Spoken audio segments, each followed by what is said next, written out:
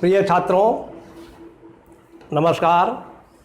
आज हम जो आपको प्रॉब्लम सॉल्व करके दिखला रहे हैं वह प्रॉब्लम बीए और बीएससी के मैथमेटिक्स के छात्रों के लिए उपयोगी है। आज की हमारी प्रॉब्लम है if Z1 is equal to 2 + 5 iota, Z2 is equal to 3 - iota, find Z1 o Z2 and Z1 cross Z2। Clear? तो आपको एक कॉम्प्लेक्स नंबर्स ये दिया हुआ है, एक कॉम्प्लेक्स नंबर्स ये दिया हुआ है। इन दोनों की सहायता से आपको Z1 ओ Z2 और Z1 क्रॉस Z2 का मान निकलवाया है। तो पहले तो आपको इन सिंबल्स का अर्थ मालूम होना चाहिए। Z1 और Z2 में जब हम Z1 ओ Z2 का मान निकालते हैं तो इसका मतलब ये है कि Z1 ओ Z2 का मतलब ये है कि Z1 और Z2 की स्केलर प्रोडक्ट, और इसको हम कह सकते हैं डॉट प्रोडक्ट। और Z1 क्रॉस Z2 का मतलब होता है Z1 और Z2 की क्रॉस प्रोडक्ट। क्लियर? तो देखिए Z1 डॉट Z2 की जो डेफिनेशन दी गई है वह बराबर होता है Z1 का मॉड इंटू Z2 का मॉड इंटू कॉस थीटा, जहाँ थीटा जो है वेक्टर Z1 और Z2 के बीच का कोण है। क्योंकि आप जानते हैं किसी भी कॉम्प्लेक्स नंबर्स को वेक्टर के रूप में भी दर्शा सकते हैं। और Z1 क्रॉस Z2 की वैल्यू होती है Z1 का मॉड इंटू Z2 का mod into sine theta. Clear? अब हम यदि इसकी वैल्यू निकालना चाहें तो हम कॉस थीटा की, Z1 के मॉड की, Z2 के मॉड की सबकी वैल्यू लगाने के बाद, सिंप्लीफाई करने के बाद एक हमें रिजल्ट प्राप्त होता है। वो रिजल्ट ये कहता है कि हम इतने का मान ना निकाल के इसका मान निकाल लें।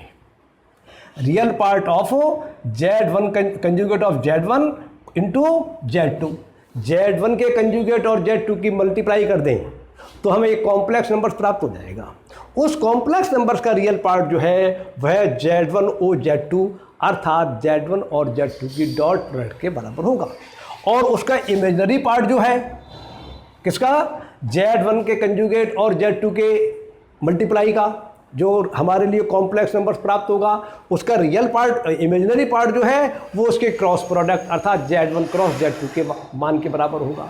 तो इसका मतलब ये हुआ कि जब हम इन दोनों का मान मालूम करना चाहते हैं तो हमारे लिए पहले Z1 का कंजुगेट इंटू Z2 का मान ज्ञात करना पड़ेगा। तो हम अगर इसका मान ज्ञात कर लेंगे तो इसमें जो रियल पार्ट है वो हमारा Z1 ओ Z2 का मान हो जाएगा, और जो इमेजिनरी पार्ट है वह हमारा Z1 क्रॉस Z2 का मान हो जाएगा। तो देखिए हमने लिखा given Z1 equal to 2 + 5 iota, it implies conjugate of Z1 equal to 2 - 5 iota. क्योंकि हम Z1 के कंजुगेट और Z2 की मल्टीप्लाई करना चाहते हैं, हम मल्टीप्लाई कर रहे हैं। यहाँ पर ये डॉट प्रोडक्ट और क्रॉस प्रोडक्ट है और यहाँ पर केवल ये मल्टीप्लाई कहलाती है। क्लियर? और Z2 हमारा वैसा का वैसा लिखा रहेगा। अब हम Z1 के कंजुगेट और Z2 की मल्टीप्लाई करेंगे तो Z1 का कंजुगेट इंटू Z2 बराबर हो जाएगा 2 - 5 आयोटा इंटू 3 - आयोटा।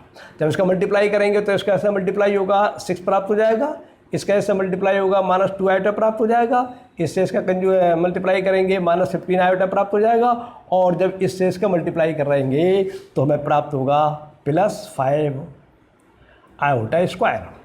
और +5 और आयोटा स्क्वायर की वैल्यू होती है -1 के बराबर, तो इसको सिंप्लीफाई करने के बाद प्राप्त हो जाएगा -5। तो इसका मतलब ये हुआ कि ये हमारे लिए इन दोनों की जब मल्टीप्लाई की तो इतना प्राप्त हो गया 6 - 2 आयोटा -15 आयोटा -5। और इसे सिंप्लीफाई करेंगे तो फल प्राप्त हो जाएगा हमारे लिए 1 - 17 आयोटा। अब ये हमारे लिए Z1 का कंजुगेट गुणा या इंटू Z2 का मान मालूम हो गया। अब हम इसका रियल पार्ट निकाल ले रहे हैं, Z1 कंजुगेट इंटू Z2, ये रियल पार्ट तो हमारा इसके बराबर आ गया। और Z1 कंजुगेट इंटू Z2 की वैल्यू इमेजिनरी पार्ट जो है वह हमारा इसके बराबर आ गया। ये दोनों मान मालूम हो गए हमारे लिए। अब हम यहाँ पर आ जाते हैं अपना Z1 OZ2 या Z1 डॉट Z2 बराबर होता है real part of conjugate of Z1 into Z2 और इसका रियल पार्ट निकल के आया है 1, तो ये आपका आंसर हो गया। और Z1 क्रॉस Z2 बराबर होता है imaginary part of Z1 conjugate into Z2 और इमेजिनरी पार्ट निकल के आया है -17, तो -17 ये हो गया। तो एक आंसर आपका ये आ गया, एक आंसर ये आ गया। इसका आंसर जो है वो ये हो गया, इसका आंसर जो है वो ये हो गया। इस प्रकार से ये प्रॉब्लम सॉल्व हो जाती है। आपको डेफिनेशन से याद होना चाहिए, नियम याद होना चाहिए, संकेतों के मतलब मालूम होना चाहिए। आपके सभी प्रश्न सही जाएंगे। आज का प्रश्न पूरा होता है। नमस्कार, धन्यवाद।